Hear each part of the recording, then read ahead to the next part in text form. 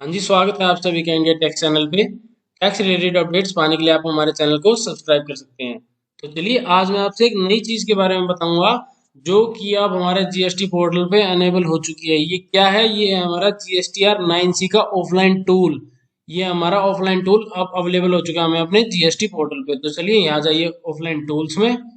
यहाँ देखिए GSTR 9C offline tool.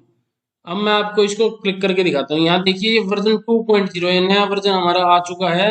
ये आया हमारे फाइनेंशियल ईयर 2021 के लिए। तो अब हमें जीएसटीआर 9C अपनी इसी के थ्रू फाइल करनी होगी। तो यहाँ इसको कर लीजिए डाउनलोड। जैसे ही आप इसको डाउनलोड कर लेंगे आपके पास एक ऐसी शीट ओपन हो जाएगी। ये हमारी जीएसटीआर 9C की एक्सेल शीट। यहीं से हम अपनी जीएसटीआर 9C को वैलिडेट करते हैं, सब कुछ करते हैं। इसी को सीए सर्टिफाई करता था और इसी को साइन करता था। तो अब सबसे बड़ा चेंज इसमें आपने देखा होगा कि यही था कि जो अब हमारी ऑडिट होगी उसको सीए सर्टिफाइड कराने की जरूरत हमें नहीं है। इसको हम खुद सेल्फ सर्टिफाइड कर सकते हैं। तो अब आपको देख सकता हूँ इससे रिलेटेड क्या इसमें नया चेंज आ चुका है। तो यहाँ देखिए 2019-20 का जो हमारा फाइनेंशियल ईयर है इसमें हमारा एक ये कॉलम आता था, is the person making reconciliation statement from GSTR 9C is same person who has conducted the audit of mentioned GSTIN. ये ऑप्शन हमें दिया होता था 1920 फाइनेंशियल ईयर में कि जो हमारी ऑडिट कर रहा है वो हमारी रिकंसिलिएशन स्टेटमेंट बना रहा है। तो अब मैं आपको दिखाता हूँ। अब हमें 2021 की जीएसटीआर 9C फाइल करनी है। तो जैसे ही मैं 2021 करूंगा ये ऑप्शन यहाँ से हट चुका है। इसलिए हट चुका है क्योंकि अब हमें ये सेल्फ सर्टिफाइड करनी है, हमें सीए से सर्टिफाइड नहीं करानी है अपनी 9C को। तो एक और बड़ा चेंज इसमें हमें क्या देखने को मिलेगा, मैं आपको दिखा देता हूँ कि जो हमारा पिछला फाइनेंशियल ईयर था 1920, तो अब इसमें आप देखेंगे कि अगर आप लास्ट में जाते थे तो सीयूज को दो टैब फिल करनी होती थी। ये part b one, part b second. इसमें था क्या, सर्टिफिकेशन प्रोसेस। जो हमारा सीए सर्टिफाई करता था यहाँ सर्टिफिकेशन वो सारा अपना लिख के यहाँ डाटा, उसके बाद इस शीट को वैलिडेट करता था। तो इस शीट को वैलिडेट जब वो करता था यहाँ से वैलिडेट शीट करता था। पर अब आप देखेंगे कि जो पार्ट बी है उसका सेकंड पार्ट है उसमें भी जो ये सर्टिफाई कर रहा था, ये दोनों के दोनों हमारे पार्ट्स हटा दिए गए हैं फाइनेंशियल ईयर 2021 में से। तो आप देख सकते हैं, मैं आपको यहाँ 2021 करके दिखा देता हूँ।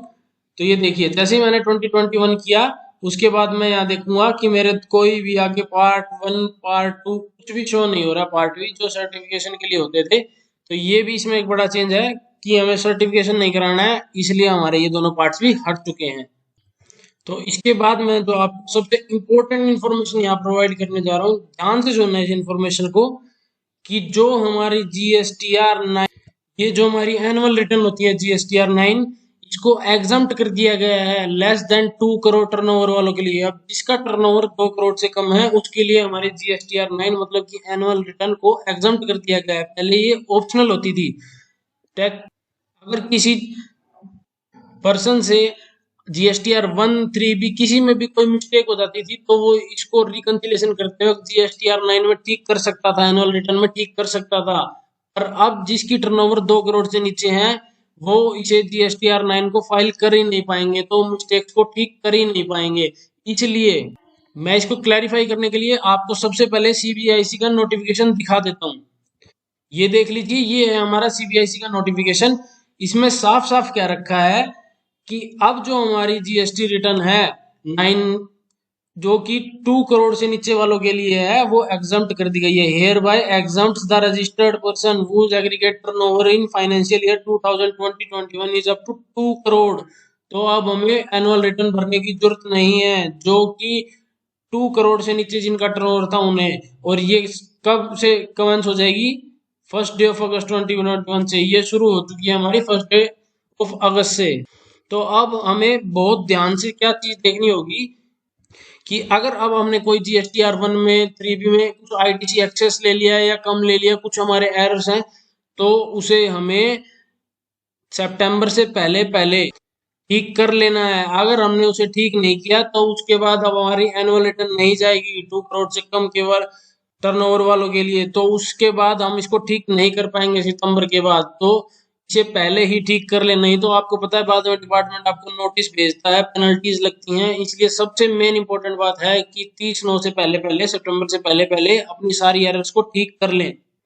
और अगर आपने कोई एक्सेस आईटीसी क्लेम कर लिया है तो उसकी पेमेंट DRC 03 से पहले ही कर दें, क्योंकि अब कुछ भी GSTR 9 में ठीक नहीं होगा। ठीक क्यों नहीं होगा? क्योंकि हम GSTR 9 फाइल कर ही नहीं पाएंगे 2 करोड़ से नीचे वालों के लिए। तो चलिए एक और मोस्ट इंपोर्टेंट मैं चीज आपको दिखा देता हूँ, GST पोर्टल यहाँ लॉगिन करके।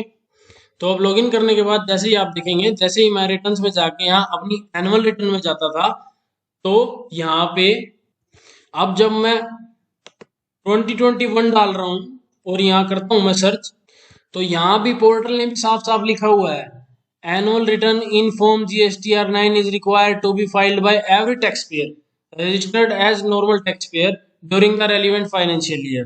बट इन्होंने इसके साथ ये लाइन लिखी हुई है, unless exempted by the government through notification. तो हमें इस बार तो गवर्नमेंट ने नोटिफिकेशन के थ्रू भी एग्जम्प्ट कर दिया है, तो अब हमें क्या करना चाहिए? मुझे तो मेरा ओपिनियन यही रहेगा कि अब मैं शायद अपनी GSTR 9 फाइल नहीं कर पाऊंगा अगर मेरी टर्नओवर 2 करोड़ से लेस है। तो मैं अब क्या करूंगा, 30/9 से पहले पहले अपनी जितनी एरर्स हैं उनको रेक्टिफाई अपनी GSTR 1 और 3B के थ्रू ही कर लूंगा। कुछ एक्सेस ITC ले रखा होगा, कुछ कम ले रखा होगा, तो उसे पहले ही ठीक कर लूंगा, क्योंकि अब मैं GSTR 9 नहीं फिल कर पाऊंगा 2 करोड़ से नीचे के लिए। तो वीडियो इन्फॉर्मेटिव लगी हो तो चैनल को सब्सक्राइब करें, ताकि आपके पास ऐसे ही टैक्स रिलेटेड अपडेट सबसे पहले पहुंच जाएं। Thank you.